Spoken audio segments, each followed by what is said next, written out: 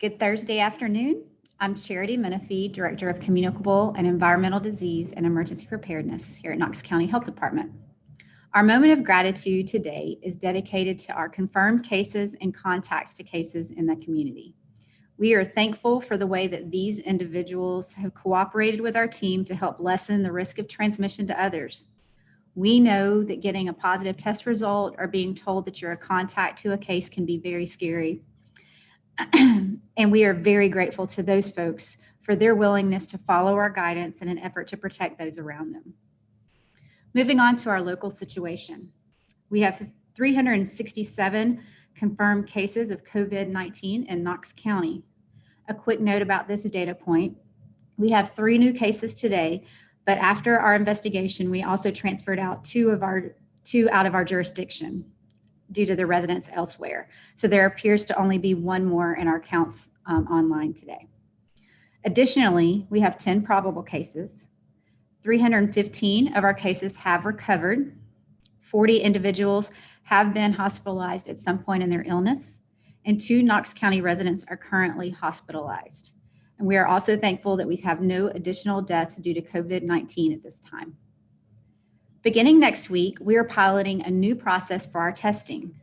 Walk-up testing will be done on Monday, Wednesday, and Friday from 9 a.m. to 3 p.m. inside Knox County Health Department's main location at 140 Dameron Avenue. There will be signage outside the building that will show you people where to go. This shift in process will help us more efficiently use our team members while also protecting them from the anticipated summer heat. Individuals who wish to be tested will no longer need to call our public information line. They can just show up at a time that best suits their schedule. We will pilot this process next week and we'll make adjustments as needed. We anticipate volume may be high, so we ask that you please be patient when you come. Tuesdays and Thursdays will continue to be reserved to do targeted testing to reach high-risk individuals and those with less access to testing. Before we open it up for questions, we just want to briefly mention that we noticed several comments on our social media page that detail complaints against businesses. We encourage people to call 311 if they have questions or complaints about how businesses should operate during the reopening plan. And with that, I'll open it up for questions. Any questions, please go ahead and submit them into the chat feature now. And as a reminder to please type your name as well as the media outlet that you're with. The first question is from WBIR. As we start to see a little bit of an increase, are you watching places like Hamilton County at all? It started with small increases a couple weeks ago and now has doubled the number of our cases. Yeah, we try to keep an eye on what's happening around us, mostly in our region, but keep our ear to the ground to other areas and learn lessons from them when we talk on state calls and that type of thing. So again, and we're watching our data very closely every single day, so we can continue to update the public and make recommendations as needed. Another question from WBIR.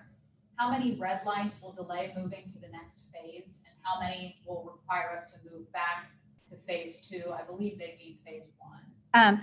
Well, again, let's talk about how there's a lot of data points and we don't consider any one data point.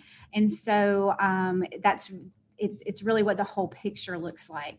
So for example, there could be, if we have red light for new cases this week, but it's a relatively still small number because as we said, we started out with a small number of cases.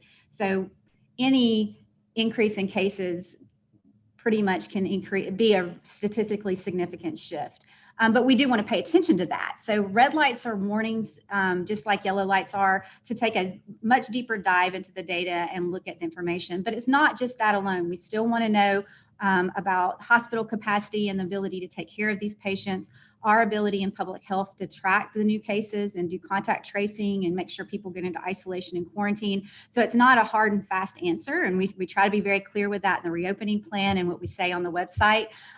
So I can't give you a hard and fast one, but we do look at all of the data and we will make recommendations based on all the data and explain that when we move forward.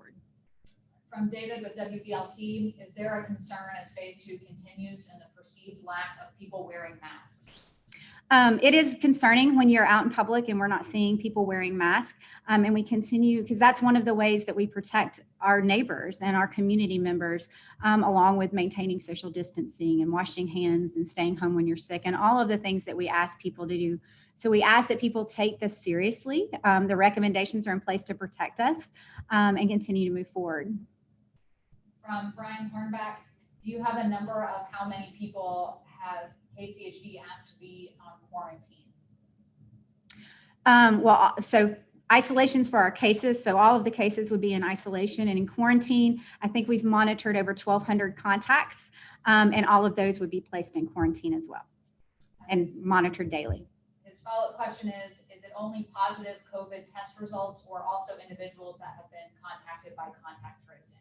Yes. So to explain that best of all, so we'll start with cases. So a case gets identified if they're laboratory confirmed and they're placed in isolation, and then follow the guidance for that. And then we contact all of their household and other close contacts, and they get placed into quarantine, and we do daily monitoring with those folks as well. If one of those folks becomes symptomatic, we call that a probable case, and those then start following the same guidance for new laboratory confirmed cases at that time. And then we talk to their contacts and so forth. So that's how that process works if you need more clarification on that. But we treat a probable case, which is I think what you were asking about, the same as a actual laboratory confirmed case. From WBIR, what is your message to people who say they are, quote, over COVID-19 and say things need to be normal? I get it. I feel the same way. But the fact is COVID-19 is still here. It's going to continue to be here. And our loved ones and people in our community are still at risk from getting this and having complications with this. And so we need to continue to take it seriously. And when we make small adjustments, we can still go out and, patronize restaurants and shops and do all of those things. But we need to do it safely so that we're protecting our community. From Austin with WATE, we have had 10 probable cases for several days now. Why have they not been clarified yet? Is it a delay in test results? No, they don't always have to get tested. And so they may still be in there, and numbers can be floating in and out. So it could be new probables added, some turned into cases because they got tested and the number just happens to stay the same. But people, if they don't want to get tested, they don't have to. But again, we still have them follow the same isolation guidelines as a laboratory confirmed case. So there's a lot of different things in there that can make that number either go up or down or stay the same, just like any other cases that we work with. From David with WVLT, what do you say to people that say wearing a mask is an infringement on their rights? Again, I can understand that in one way, but I think it's really, and what we encourage people to look at it as is not as an infringement on your rights, but as you trying to look out for your neighbors and your loved ones and your community members, and doing what's right to help protect them. Any other questions? Please go ahead and submit them into the chat feature now. From WBIR, we have heard of the high impact on Hispanic communities. What are you doing to help those communities? We actually gathered some information just recently, had essentially like a little focus group to find out how we could better communicate and get messaging to those communities. And we've been reviewing that information and then looking at strategies on how we can better communicate moving forward with our Hispanic community. So hopefully more to come on that very soon. That's what we're actively working on right now. From WBLT, David asks, what is the needs at this time for KCHD to fight the virus? Any shortages? From our perspective, no. We need the community to cooperate. We really want that. Like we said, we expect that new cases will come in as more people are out and about more and have more exposures. But we need that number, while it can rise, we need it to kind of level off relatively quickly so we can continue to do our work. We need people that are cases and contacts to continue to follow our recommendations and stay home and not continue to potentially put other people at risk. All of those things are very important. But right now we have the resources we need to do contact tracing and investigations and monitoring, and also to continue to do our testing as well. We're just going to be doing that a little differently. David with WVLT also asks if there's any more information on clusters. Nope, no additional information at this time. We're still working those cases, and we would make any information that we needed to make public if we needed to.